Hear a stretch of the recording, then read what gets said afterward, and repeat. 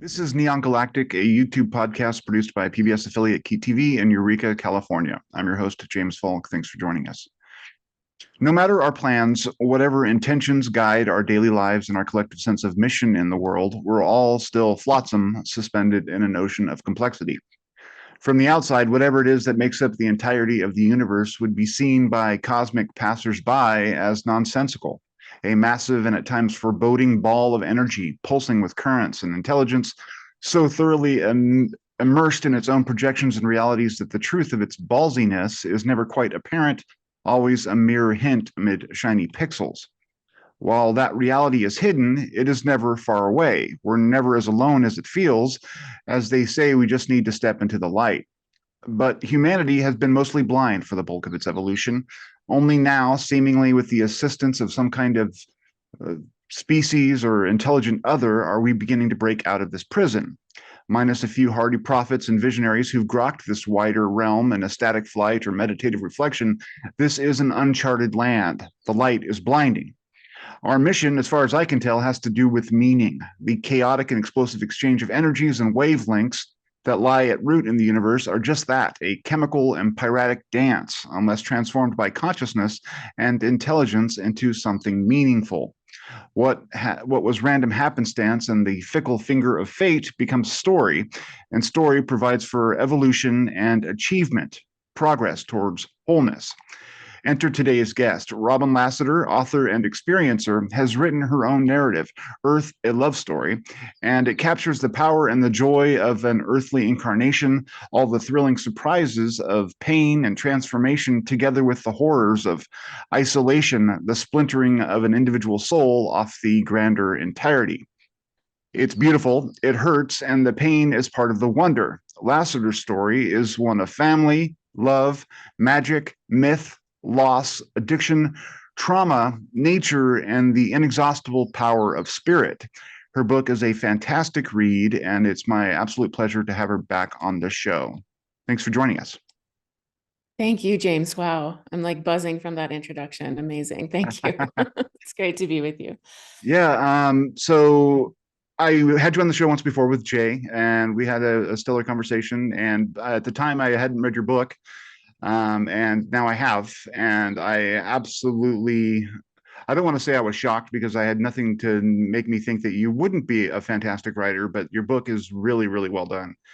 And so I guess maybe we'll start there. You mentioned in the beginning of the book that you felt like you were on a sense of mission. And that's something you hear from some experiencers talking about how they've been handed kind of a task that has seemingly broader cosmic, implications or whatever.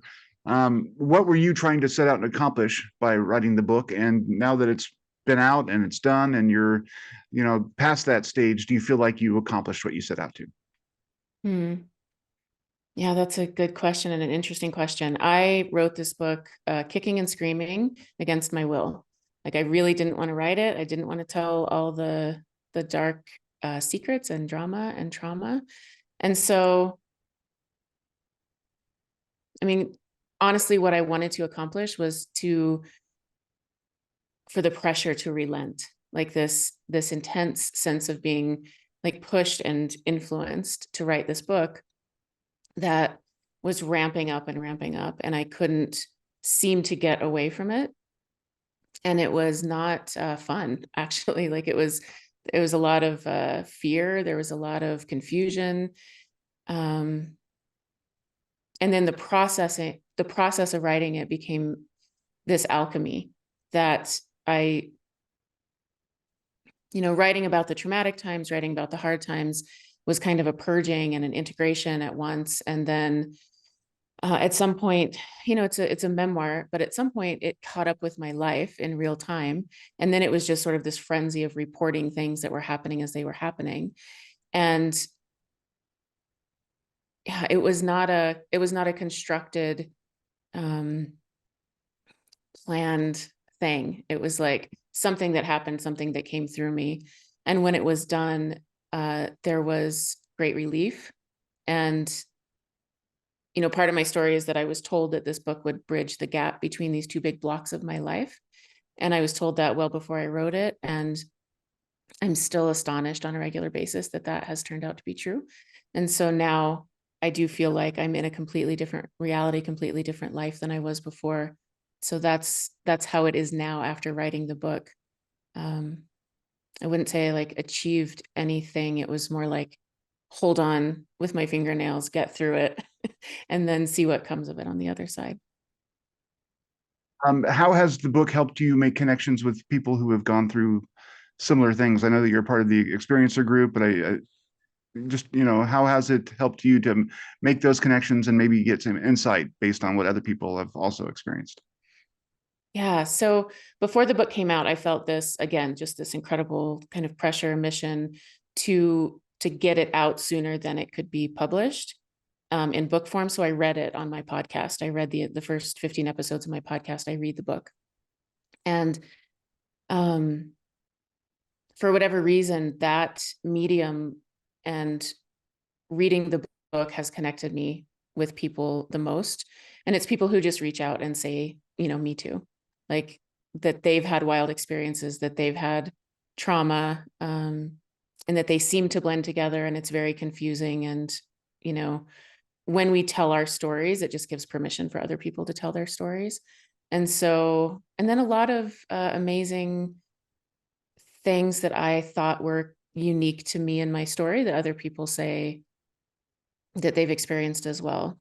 Like one of my big experiences involved what I call a honeycomb matrix. That's huge. People contact me and say, yes, I've seen that as well. I don't know what to make of it exactly, although I have my ideas, but yeah, mostly it's just connecting with people and realizing how human these stories are, how ubiquitous they are, and how it's just not talked about in the way, what I call the overculture, just sort of the way that our world is now, materialism, rationalism, which we don't want to get rid of the rational, but we've kind of pushed all these other things aside. And as we've done that, there's no space to talk about these things that are just very, very deeply human. And so it's felt connective to just humanity in general. Yeah. One of the things that I find interesting is that a lot of people in this space, the UFO slash experiencer space, or kind of the metaphysical questions that come along with it, there's been a lot of like somewhat of a patting on the back in terms of how we've come a long way in this conversation. But for people who have these anomalous experiences, do you feel that change? Do you feel like there's more of an acceptance now, or is that kind of what we're doing with like your book and the various podcasts and whatnot? I mean, it seems like that's part of what I'm trying to do is make these more of a part of the general conversation and gain insight from these visionary, episodes that people have. And I've had a few myself, nothing as dramatic as what you chronicle in your book, but moments that were like, okay, something is weird and the things are connected in a way that I can't understand. But do you sense that progress, or are we still fighting uphill in that regard? I did not know that ufology existed until about 4 years ago. And so what I hear from the community and what I see is that it's much easier to come out and tell these experiences, tell these stories than it used to be. And the stigma is less, although I think it's still pretty tremendous. I think I'm just in a bubble where everybody's nice and can share these things. But yeah, so I don't know. I mean, I think progress is happening. I'm not deeply involved in the kind of nuts and bolts government disclosure side of things. I think it's really interesting to see what's going on there. I think, more information is better. But this journey for me, even though it includes, UFOs and aliens, has become like a human and like a spiritual journey. And connecting with like my human self, my body, my emotional body, the earth, which is not what I would have expected. It's paradoxical to think about seeing lights in the sky, or having out of body experiences, or visitations by beings from seemingly somewhere else, and that leading to a deeply connective experience with the earth and with humanity. So I don't know how to answer that question. I don't have the broad view of it. I don't, Yeah, because I didn't know that it was a thing until very yeah. recently. That's interesting. I mean, I think that that's all of our problem. Mm. We don't have a wide enough view to know what's really going on. And the more I've gotten into the subject, I mean, I was drawn in by ufology and, strange lights in the sky, that sort of thing. And then while that's still an important element of the conversation, it's so much broader than that. I mean, it's really an existential question about who we are, whether we're alone, the nature of intelligence, what consciousness, and all that, and getting that global view. I mean, so like for instance, to dissect the terms a little bit, I mean, we say aliens for the others or the beings that sometimes people encounter. Is it your sense? I mean, I know these are like kind of inane questions, but I mean, is that the real term? I mean, how do we begin to understand it? I mean, from my mind, from the interviews that I've conducted and the research I've done, it seems like it's going more in that spiritual kind of direction. But what are your thoughts on that? I mean, our labels are insufficient to say the least, but Yeah, exactly. I think the quick answer to that question is I don't know. Like I don't know who they are. Are they local? Are they multidimensional? Are they visiting? Are they I think it's a lot of both and a lot of I don't think it's one thing. I'll say that. I feel like yeah. we live in a very, very, very full ecosystem Hmm. that we don't always perceive, but that is right with us all the time. Yeah. And what each of those interactions is like, or the source of those, is hidden, from us. And so I I've had experiences with a lot of different phenomena, and I don't know um, what to like. I couldn't tell you except to say that it feels full. It feels like we're in interaction with a lot of things all the time, which I think is also a very human thing, um, and exists today in many cultures and existed in many indigenous cultures, that we are constantly interacting with things that we can't see, Yeah. and that we've forgotten, that in the West. And so when someone has a visitation or a strange experience, it's terror instead of having a context or a culture that can hold it and say, actually, this is a thing. We sort of know what to do with this. Um, I also don't think it's all quote unquote good or all bad. I think that it is as varied as humans are. Some of these interactions seem very benevolent and helpful. Many of mine are that way, and some of mine are not. Some have felt like opportunistic or parasitic, or uh, engaging with something that didn't have my best interest in mind.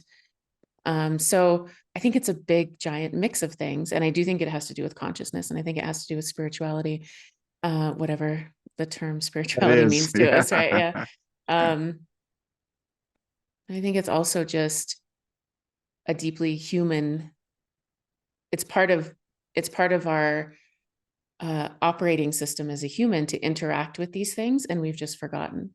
And now Yeah. it's like something is pushing um us to remember.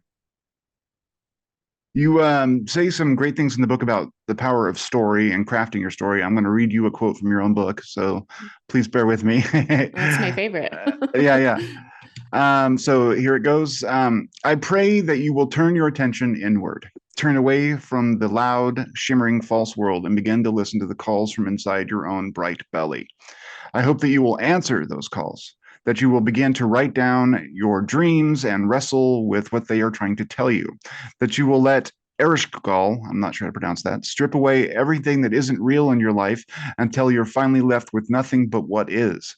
I hope you will begin to sense yourself in the web that holds you and shudders with your victories and challenges. I hope you will take your sacred interior world seriously, and I hope you will let it change you. I hope you will believe in yourself and your own experiences and take your place as a sovereign, free member of an extraordinary species. I promise that if you do, you will storytell yourself into being. Story seems to have a ton to do with your perspective, and also more. I mean, that's what I've come to find and unfold in a lot of these conversations is the power of the subjective in terms of what, I mean, it matters what we all see and what we all experience, but it really matters how we contextualize that within our own lives and the broader, universal truths that we're trying to understand. And it seems to give an overarching meaning to the universe. And I don't know if we're the only ones who can supply that, but I think that's at least part of what we're here to do. Can you talk about the journey of discovering your story and figuring out that these disparate elements that happen, these fantastical things, were coherent in a way and formed a kind of dialogue with you that gave you some perspective? A lot of people don't have that. They don't even know that that's an option in their lives. And if they do, they think it's like wishful thinking or, kind of putting themselves in their own novel. And it's way more profound than that, from, what I'm reading of your experience and my own thinking. But yeah, can you talk about that? Yeah, thank you so much. Yeah, the narrative, the storytelling is such a deep key part of this. And I think the first time in my life that I understood that I could tell a story about my life was when I discovered Joseph Campbell and the hero's journey. And I went, okay, like there seems to be a path that one could follow. It's the one of the oldest recorded human stories is the Epic of Gilgamesh, and it's the hero's journey. And then we tell the story over and over again in all of our TVs and books and movies and all of that. So it's a very human story. And I remember hearing about it, understanding it, and going, oh, so there's a framework here that is more universal than just my life. And if I kind of trust that and turn towards the hard thing that is calling, or like surrender to the thing that seems to be calling, that it progresses the narrative. It's like I would sort of resist and get stuck and cling and stay in bad situations, or just kind of freeze out of fear of not knowing like what we're supposed to be doing here on the planet. Everybody else seems to have it figured out. I don't know how to do it here. And I found this framework where it seemed to be, if I turned towards the thing, the narrative progressed. Sometimes not great, sometimes it like got harder before it got easier, but something would happen and I could have some touchstones along the way to say, okay, this is like, it's murky. I'm in the dark forest, but I trust that there's a pathway through, because humans keep telling this story about ourselves over and over again. So I'm just going to trust that. Yeah. And when I started writing the book, I definitely consciously understood that my life was a collection of events, an endless collection of events that seen from seen through someone else's eyes would tell a very different story about me. There's a really dark story that I wove in. There's a really beautiful story that I wove in. There's a very kind of prosaic and mundane story that's in there. I could have centered any of those because they all exist. And so I chose to tell an empowering story about myself and my life. And it's true. It's a true story. But I could have chosen a different angle to tell this story. And so it was through that storytelling of my life, like, is it objectively true with a capital T? Would any person in the world hearing my story think the same thing about it? No. That's part of what we can do, is be creative and take and have agency to tell a story about ourselves and then to live it. And when I began to do that, and again, this book was a living experience. It was changing me as I was writing it. And so as I was telling this story, I was seeing the story unfold as well. And I was like, oh my God, it is the hero's journey. Or as another myth that I lean heavily into is Inanna's descent, the descent of Inanna. There's a lot of characters that get dragged down into the underworld, and she's the only one that goes on purpose. She's like, no, I'm going to go witness the funeral rites. I'm going to go grieve with my sister down in the underworld. And so that's an empowering story. to say like, I'm not going to shy away. I'm not going to turn away. I'm going to take a leap of faith and believe that these things that have happened to me and are happening to me are real, have some kind of reality, and see what happens, trust that, kind of surrender to that and see what happens. And what happened was there was an empowering story was revealed to me. And I think it's one of the most powerful things we can do as humans is tell stories. And I'm sure, I think you've had Jeffrey Kripal on your I have. podcast. Yeah. May know his Twice. quote about this. Yeah, he's amazing. He's so great. Yeah. But he has a quote about this, which is that we need to tell better stories in order to have a better future. And it sounds like a very kind of simple thing, but the power of story is all around us, and we do create our worlds with it.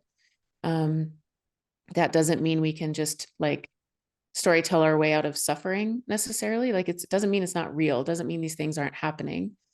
And skipping over suffering or spiritually bypassing around the suffering in my life was really, really dangerous. So I work really hard not to do that.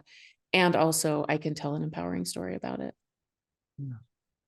In fact, in your book, you talk about how what typically people would think of as burdens are actually your three gifts. And I found that really fascinating because I've come to see the same thing myself. I was an opiate addict for years, ended up homeless and whatnot. And I was talking to my wife, who went along with me on a lot of that journey, sometimes at a distance, but always patiently, hoping that I would come back to my senses. And ultimately, I did. But we were talking the other day, and it was like, I wouldn't be without those experiences now. Even though it was awful in the moment and I was hurting people and I was getting hurt and I had no peace, those helped shape who I am today and have given me a lot of perspective that I find other people don't necessarily have because they haven't been through the same things. And it's really just made me, into the character and the story that I'm currently living. So without it, I would be without context and something else. And so it's not even really, but so, I mean, what do you, think of that in terms of like those three gifts and the importance of recognizing how, calamity can turn into strength? Mm. Yeah. And thank you for sharing a little bit about your story. It seems to me, my experience has been that when I call it touching bottom, kind of getting to a point in the human experience that sort of strips away the false veneers, the masks, all of those things. And it's just like, this is raw life. And it's often through deep suffering, and what I find is that people who have gone to that place have this well of compassion and depth that I didn't have before I went to that place. It changed me into what I call like a real person. Like I became a real person, like a flesh and blood person when I suffered deeply. And so I hear that, and thank you for sharing it. I mean, again, this is a tricky thing for me because of the spiritual bypassing piece, right? So if you were to tell me let's see, I'll say that differently. Like when I told myself when I was suffering and in addiction, and if I had told myself in that moment, like, this is a great part of your story, this is really gonna, the turn is good. This is a great plot point, and the turn is going to be wonderful. I would respond pretty angrily to that, like, no, that's not, it's not the moment to have that conversation. Exactly. And so, like, again, this is all a both and, it's paradox, because there does come a point when there's enough like safety, healing, perspective, but mostly I think like safety, like core, like body safety, like not being in the actual trauma.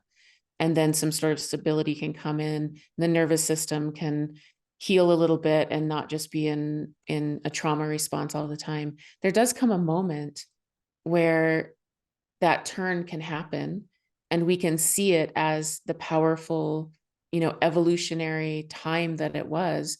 And it becomes a massive gift, a massive gift. It's all about timing. Like, we just can't, Yeah. if you skip over it, if a person skips over feeling those deep feelings, if I skipped over the truth of the suffering, like how much I was suffering, I would not have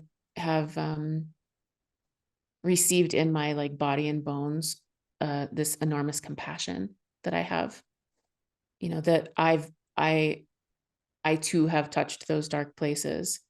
It's very easy to look at someone from the outside if we haven't been there and judge them. What? Even someone who's depressed. I remember saying this to myself in deep bouts of depression, like, what's wrong with you? Just, it could be so much worse, get over it. It's like unhelpful in the moment, actually, like unhelpful in the moment, there's a timing for these things. And there is a time when these things become gifts, because they, just like you said, I was shaped by these things. I wouldn't have this story to tell that is helpful for myself and other people without those things. And I wouldn't wish the suffering on anybody. I've been reading this Gurdjieff, the Russian mystic, G.I. Gurdjieff. Yeah, okay. Anyway, he's a Russian mystic guy from the like 1910s in Europe. And one of the things that he said was that the human soul is a potential, but that not everyone fully develops their spiritual faculties or whatever. And one of the things that is absolutely necessary for that is a struggle of will, of like wanting something and then not being able to have it, or wanting to change something and being kind of caught in that excruciating like pivot point and not being able to make that turn. And that is sort of the quality of soul that enables some of that empathic, connection or whatever. And it's almost as if the suffering creates what he would call the astral body, which I thought was interesting, primarily because most of my connective experiences happened after I had, profound, what I would call for myself at least, bad moments, suffering. And so it's interesting to wonder at the mechanics of all that, and for me, trying to figure out how to place that within my broader, knowledge or whatever of science and whatnot. But one of the things, it's like, even though what you said about the tools that became an advantage to you later, I mean, that's again the power of the narrative, right? Like, if you take these things and they're bad events that pushed you in painful directions, only in retrospect can we go back and incorporate that into our narrative in a way that is overall more constructive to what ultimately we want out of life. But there's always that, for me, there's always that niggling, like materialist, like kind of paradigm saying, well, but that's not true, right? It's like, you're making these stories up, but there is no overarching meaning.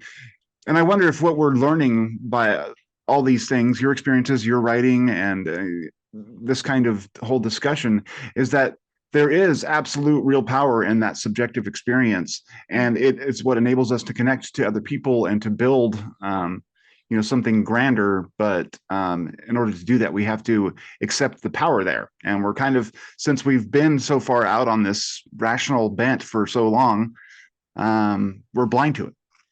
Yeah. Yeah, absolutely. The edginess and kind of tenderness and the courage that it takes to claim your narrative is enormous, because the world is saying that it's not real, that we don't have that power. But we see it everywhere. It's everything. Everywhere. I mean, it really is. Everyone's constructing a narrative.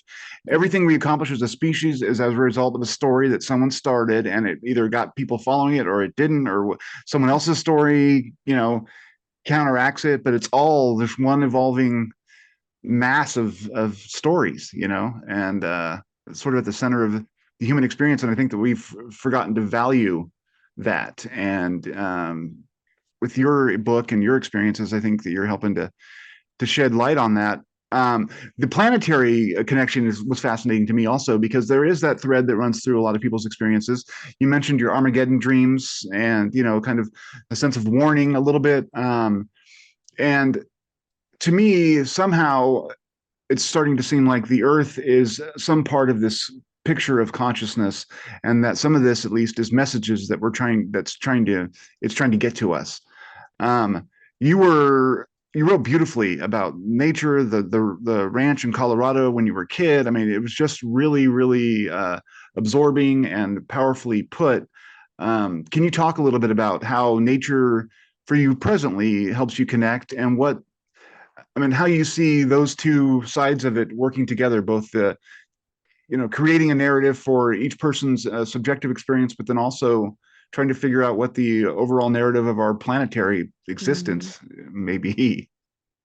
That's a lot. I'm sorry. It's a big old question. I love It it though, is. because this is the stuff I think about like all day, every day. So I can have an answer to how I feel about that question. Yeah, so part of my formative, experience was that we didn't have television until I was maybe 7 or 8, something like that. Didn't have the radio, and lived in the middle of nowhere. The nearest neighbor was a mile away if you like climbed the ridge and went over it, so um just I came into the world very sensitive, very like my antennas fully working, could really interact with the world and feel things happening. And I grew up in this place that uh was just nature. And so that was my kind of training ground for my sensitivities. And it was vitally important. And even as a child, I was very aware of the fullness of the ecosystem, of the unseen world, as well as the things that, uh, the nature and personality and consciousness of the things that I could see, like the forest or the beehive or, my horses, things like that. But there were also the unseen things that were very, very real. And of course, I didn't know that wasn't how everyone in the world experienced childhood, because I was living it. I didn't have anything to compare it to. Um, and yeah, from a really, really young age,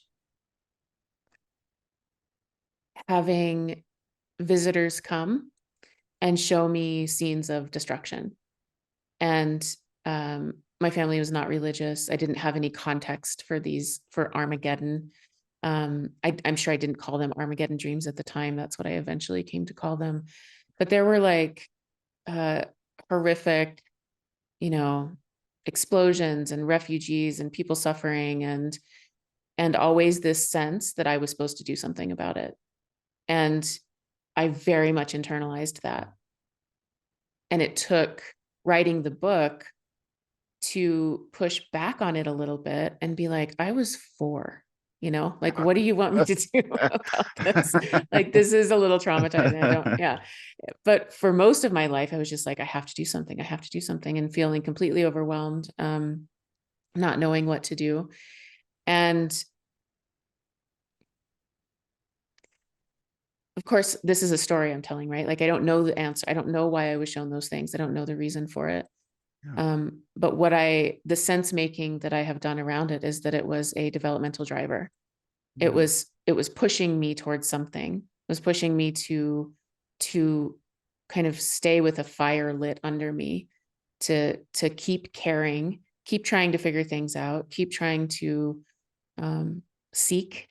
I looked into all the world religions. I was really looking for an answer as to what this is and what we could do about it. And now I think that, so that's part of it, developmental driver. And then another part of it that I'm just going to speak like, this is very experiencery. This is, again, just my meaning making around this. But, this sense that I think so many of us can feel, that we're on the precipice of something, and we don't know which way it's going to go. And there's a lot of suffering on the planet right now, what's happening around the world, what's happening in the environment, what's, you know, our disconnection from each other, the like epidemic of loneliness that's happening, the confusion, people, you know, the kind of splintering of reality in sort of a post-truth era. How do we tell what's real or not? You know, depending on which media bubble you're in, your reality is completely different. Like all of these things, the same sensation that the Armageddon dreams brought is what this feels like, you know, like something's coming, it's imminent. And what is that and what do we do about it? I think that humanity has sort of a deeply embodied genetic memory of the times that our civilizations have collapsed before. Yeah. Yeah. And we can feel what that feels like. And I think that there are so many of us who feel this mission and this call, and so many people who've had these dreams their entire lives. And I do think it's for this time. And I think that each of us activating into our agency, whatever that looks like, under the umbrella of like love and compassion for everyone, is the way forward, is how we, do we stop? Are we able to stop what's unfolding? I don't know. Can we plant seeds for the future that is not yet written? I think we can. Like this is why we tell stories. This is why we need to tell our own stories, so that we can bring a frequency here, and anchor a new way of being on the planet and in relation to the planet. And it's not a going back to a time when, you know, we were living in small tribes and living in a very animate world. I think that's part of it, like remembering the animacy of the world. But that is not our story right now. Our story is technology and AI and finding ourselves in a completely unprecedented landscape. And what we do with it will determine the story of our species. And so we're being called, and it's very, it requires a lot of sophistication, I think, and sort of nuance and being able to hold paradox and a deeper understanding. It's not like a knee-jerk reaction, like, oh, these people are causing the problem and they're the ones we should get rid of. I don't think that's the ticket. I think we're going to have to figure out a new way through that. And I feel like that there's an opportunity for those of us who are talking about these things and thinking about these things to step into our agency and power and create something new and beautiful on the planet, even if we will not live to see it. Like, even if it's not for this lifetime, it's for lifetimes coming. That was my deepest surrender, was like, okay, my work for the rest of my life is going to be this. And I don't know that I'll see the fruits of it, but that's what we have the opportunity to do, I think. You know, one of the other fascinating parts about your book is your relationship to your family, especially when you were young, and how that helped to shape who you later became. I'm a parent, and I had a childhood like everybody, and there were moments that I can remember where, you know, things happened that seemed trivial in the moment, but later became these huge, presences in my life and shaped who and what I later became and whatnot. Basically, I mean, raising a kid in any environment is a game of chance. There's a gamble. There's always these incidences that you're not going to foresee and that are going to shape your children in ways that you have no control over. And it seems like with the gravity of the problems that we see in the world and the how far off track we are, in order to get to a place where we could be a productive and supportive species to the planet, is so far away from where we are, and making good people is a difficult task. And even when you do everything right, you're not guaranteed. So like your question of, are we going to make it, or are we going to survive this upcoming thing that we feel? It's like, at times I have a problem with hope, because I've seen what human nature can do, but then there's also, you know, the beautiful insights and beautiful individuals throughout the world, and a lot of them are kind of, telling the same story right now. So I guess I'm asking, I mean, not that I expect you to know, but what can we do? I mean, how do we begin to build again, a story that includes everyone, has a more constructive path, and can be perpetuated, because, there are 5 billion souls and we don't agree on anything. Right. Yeah. It's a really big, great question. Yeah. Yeah, I actually think that I'm clear that we will survive what's coming. Okay. I That's think good. that I feel like the earth will survive as well.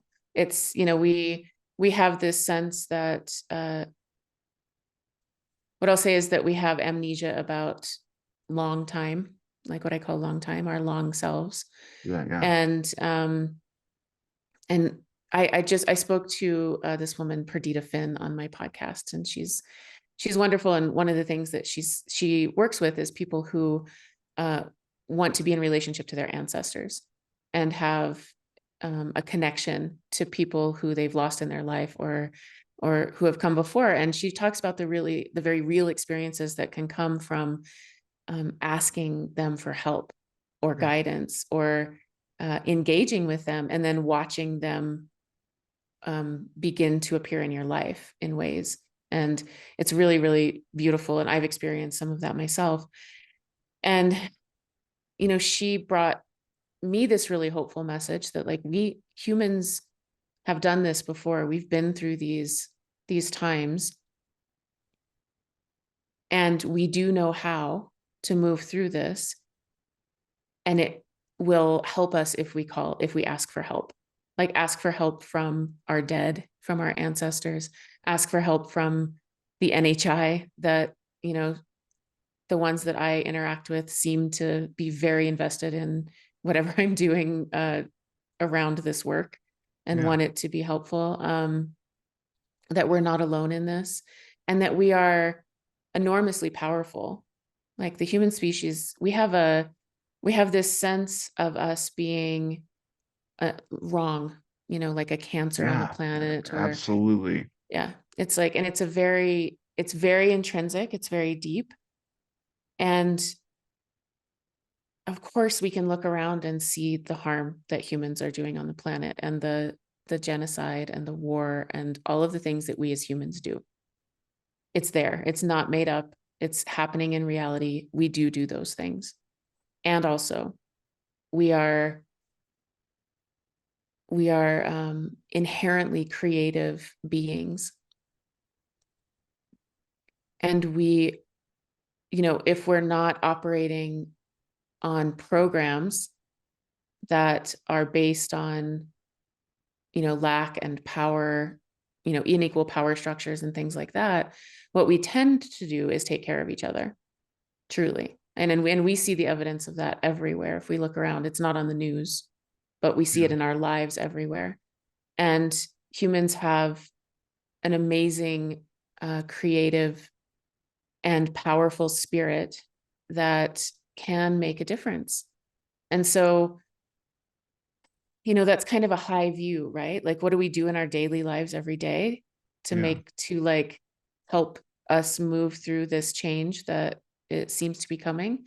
Um, I think that connecting with each other, having these conversations, um, finding our own agency, power, unique gifts, and genius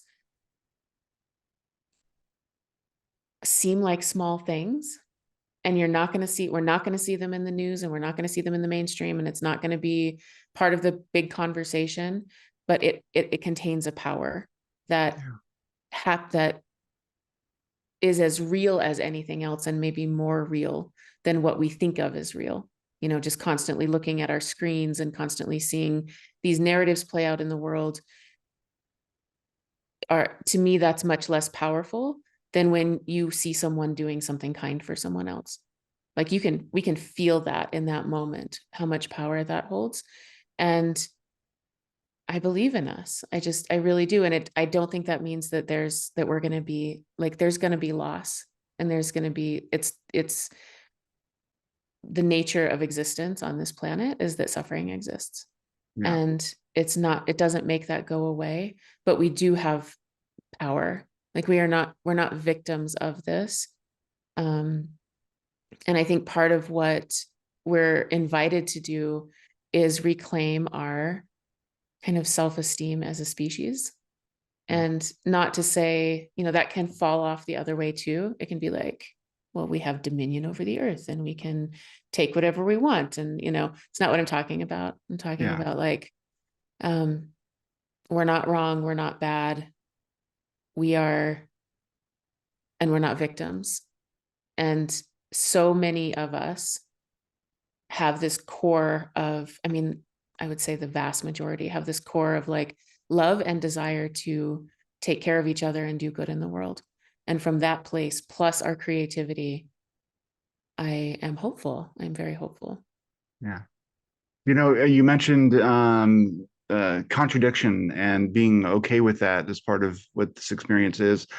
There's a contradiction in how we largely, I think, conceive of our species.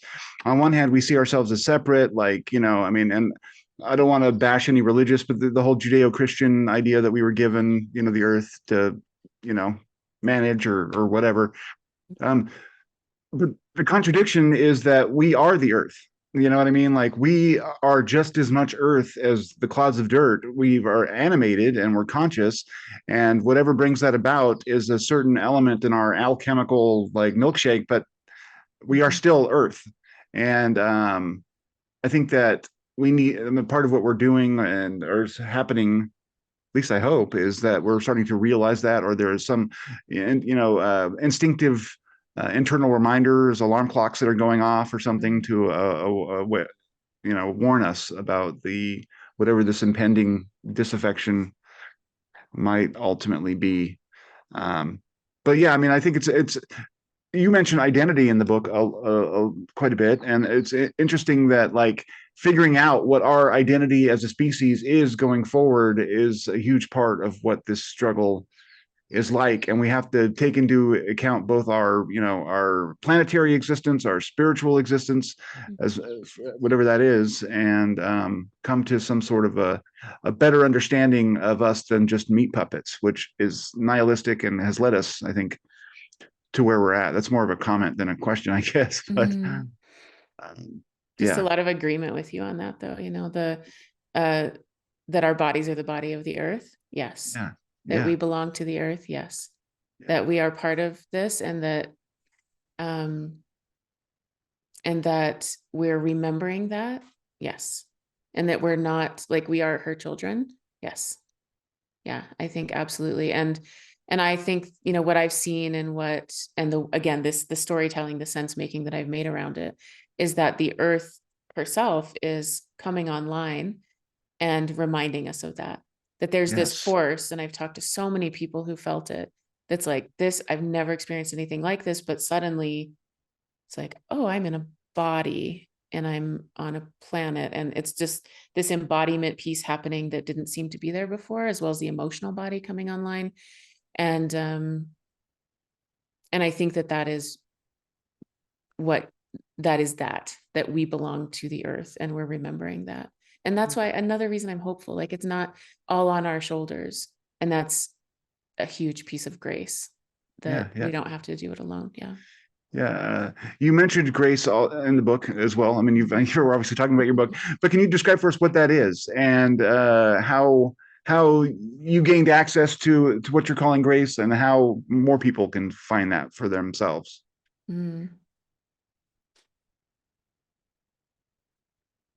I think that for me, grace is the experience of surrendering and being caught, of like turning towards the hard, scary thing because there's no other option. Like I am a master at resistance. Like I will kick, scream, no, like I don't want to quit drinking. I don't want to, get out of this terrible relationship, even though I'm suffering so much. Like I don't want to do the thing that I know I should do because I'm afraid of change. I'm afraid of crossing this event horizon into something that I don't know. And so I'm really, really good at it.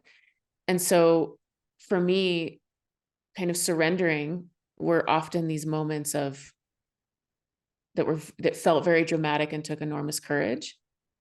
And the sensation of being caught, like it's actually okay to surrender. And by surrender, I mean turn towards, say yes. That's an easy way to say it. Say yes to the thing that's calling. Yeah. My experience over and over again was being caught by that, by something. And to me, that's grace. It wasn't like I earned it. I didn't negotiate for it. I didn't plan ahead. Like, okay, I'm going to surrender. So have this feather bed waiting for me. It's like, no, it was, and again, not always like this instant transformation into ease, but surrendering progressed the story. And I would find myself held in a bigger context that seemed to be not something of my creation or co-created by me somehow.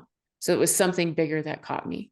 And to me, that's what grace is. And yeah, in terms of like how we find that, I don't know. I have this, I have part of one of the stories I tell in the book is the first time that I really surrendered to an experience of paralysis that I'd been having for months and months and months that I thought was sleep paralysis.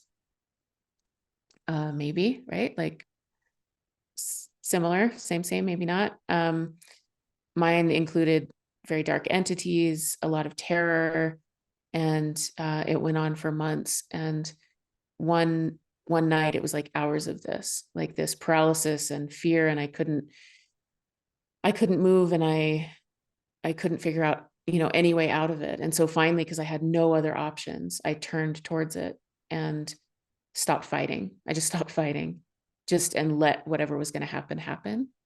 And it resulted in, one of the pillar life-changing moments of my life, with this, this very heightened experience to other planes and worlds. And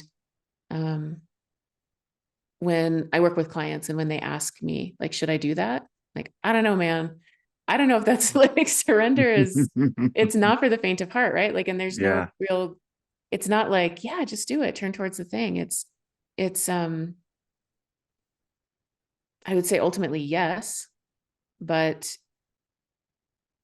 it's not as simple. I get how hard it is, and I get how complex it is, and how kind of much of the self has to be, no, I won't even say that. I was going to say like that we have to have a kind of sense of self to surrender. I didn't have any sense of that. It was just trauma and fear, and I surrendered to it. So I try not to do prescriptive, because I don't know the way that I've done anything was a good idea at all. But that has been the way that I've made my way through it. Yeah. Thank you for that. One of the things that frames your story also is the transmigration of souls. You have a past life regression, or in between life regression, I guess, and that struck me. That whole scene as very powerful, and as that's something that humanity has been considering as part of its self-conception for a long time. And I'm wondering, how do you recognize that as truth for yourself, and if you can even speak to that, but and what does that get you to consider the fact that maybe you selected the circumstances? Or because you hear that a lot, like if you are reincarnated, then you sat back and said, well, my soul may require these challenges in order to evolve or whatever. And I'm like, man, I'm an asshole sometimes, because I'm like, I wish I hadn't chose that particular thing or whatever it is. But how does that inform how you make your way through life now? I mean, does that still help you navigate? Or Yeah, it does. And again, I hold it with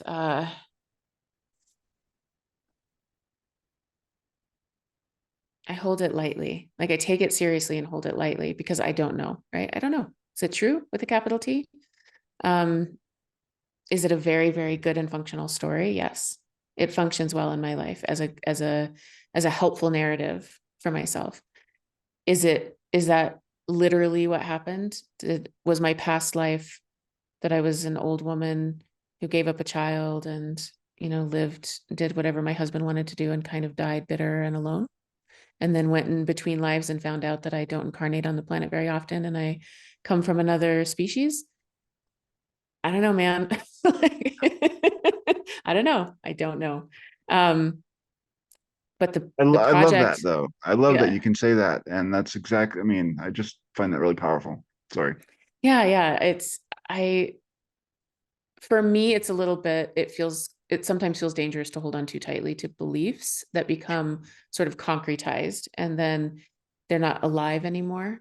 And it just becomes sort of a dead thing. So, but the most powerful part of the narrative was seeing that I chose to come to the planet and the task, that they gave me, help move, it sounds ridiculous, like help move humanity from evolution through suffering to evolution through joy, learn to turn the wheel, turn it from a zero-sum game to a non-zero-sum game.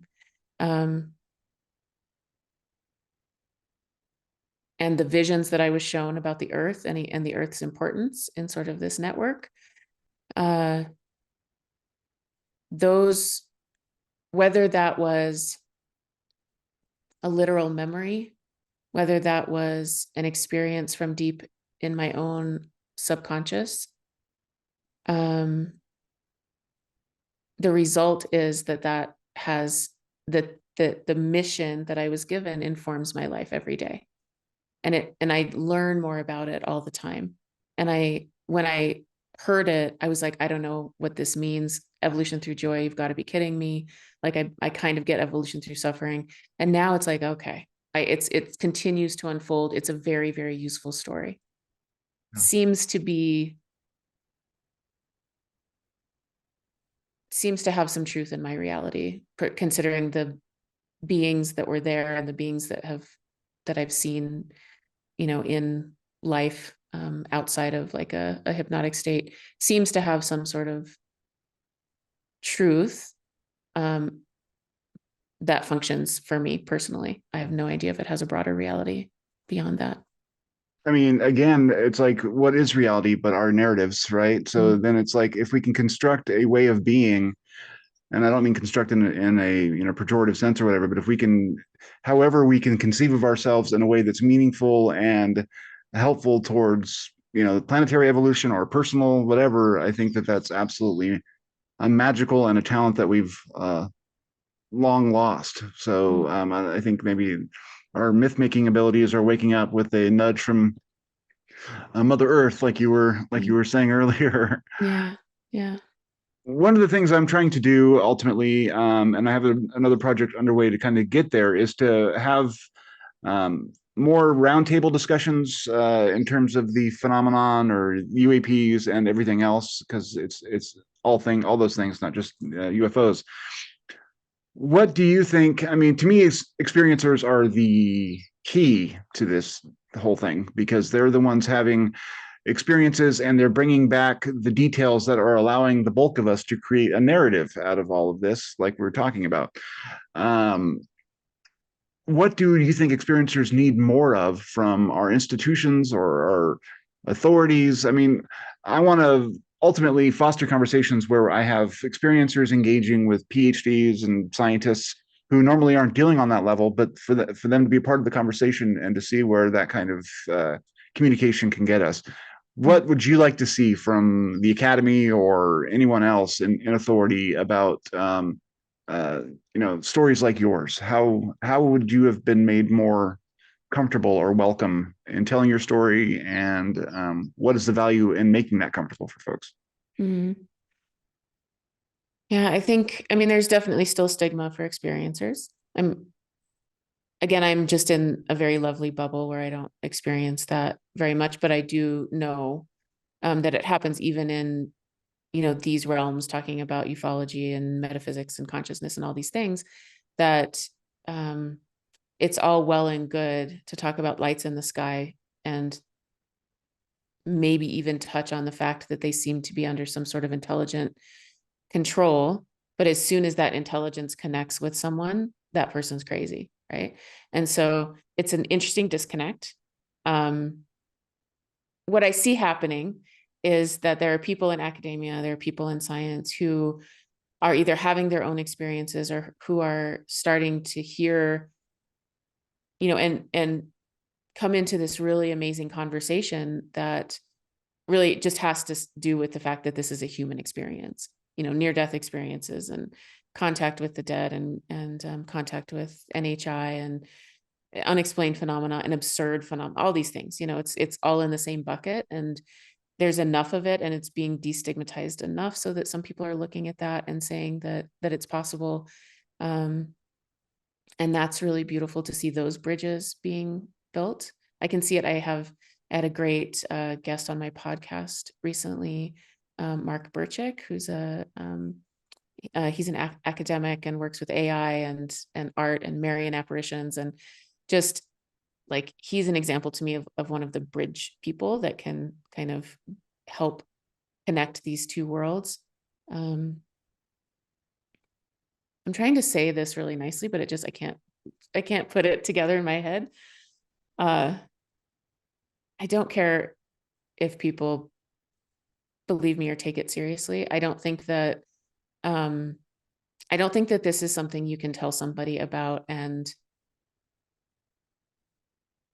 if they have not had an entry point into it, they just can't hear it, or they just won't understand. And I think that that's fine. I think that everybody's on their own journey and that that's perfectly fine. So for me personally, it's like, I don't need anybody to believe me or take it seriously. If people are interested in it, I think that the core basic foundational thing would be to come in with an attitude of, I believe you. Just let's just start with that. Start with like, what you tell me you experienced, I'm going to say, I'm going to try to believe that. And just that alone, just that foundational thing, which is hard to do, right? That's why it's not that I don't care what people think. It's just that until we've deconditioned from the idea that reality is this one way, that's just rational materialist, it feels very dangerous to decondition from that. It feels like a slippery slope into irrationality and like losing our sense of self. So I understand why people have a hard time coming to these experiences. It makes sense. And I don't think we're going to convince anybody who has not had some kind of experience themselves to open the door to that journey. And if there are people like that who want to engage with this and want like it as a place of like good faith, like I want to engage with this, I want to talk to experiencers, it feels like not the truth, or it feels sort of fictional or whatever, I would say start with doing your best to just take what experiencers say at face value and believe that what they experienced is what they experienced. And not even the subtle, like, well, I believe that you believe it, which is, which I get, I totally get it. It's kind of like people who say that are saying kind things. They believe that they're saying something kind, but it's not that exactly. It's like, I'm going to believe that what you say is what happened. Yeah, Yeah. absolutely. I think that I came into this subject talking to experiencers and not knowing what to think at first, and then having enough conversations with folks who, and having some of my own experiences, which is the door in, and some of those experiences are not particularly transformative in and of themselves, but something, deeper is at play. And that was my way in. But each conversation, I like to think I can tell when people are pulling my leg or are being genuine. And you, for instance, scream the truth. And so it's just a matter of like, I don't know how these things are happening, and I don't know what realm they're occurring in, and I don't know what they mean, but I believe that the people who have had them are absolutely telling the truth. And the fact that people are coming back with veridical knowledge, scientists who are inventing things based on information they get from these places and people or beings, it's all trending toward an ultimate realization of, this other than human presence. I guess my question is, what is the work to be done in the meantime? Should we be trying to cultivate these experiences in people, or trying to cultivate openness to these experiences? Or is this conversation not even for them yet? Like, I mean, do we just talk around them? Because like you said, if they're not open to it because they haven't been opened, then they're not going to hear it anyway. Like, just trying to figure out from a perspective of wanting to make this conversation more front and center for society that I think is ailing. What is the most productive path, and how do we help midwife it, if that's a word? Yeah, absolutely. That's a word I would use. Yeah, I think that what you're already doing, which is the word bridge is really alive for me right now. I have it's happening. It's something that's arising in my own work. And like I said, seeing Jeff Kripal's a great example. He's an academic who is bridging the worlds and giving people an opportunity to see. It's not like a caricature of a type of person or something, that there's actually reality to these things. And I do think that it's happening. And so I think just creating a bridge, I think is what so many of us on the planet have the opportunity to do right now. And I actually think, you were asking before, like, how do we move through this as a species, whatever's coming, like whatever the next 10 to 50 years or whatever look like on the planet. I think that we do it by creating bridges to something new that hasn't really been written yet. Like, we have to tell the story to get us across the bridge. And wherever each of us lands on that, like if somebody started it with a very rational materialist worldview, and it was opened, and they can track the steps from that worldview into another landscape, then they can show other people the steps that they went on that journey. And then, it's creating pathways and stories and bridges to this new thing that hasn't emerged yet. I really have a sense that there's a collective of us that's like creating it as we're creating the bridge as we're walking across it. That is a beautiful thought, and I think that that's a terrific place to end it. Thank you so much. I deeply enjoyed this conversation, and enjoyed my last conversation with you. So thank you for all your work. Yeah, thank you so much, James. Thanks for having me. I really appreciate it.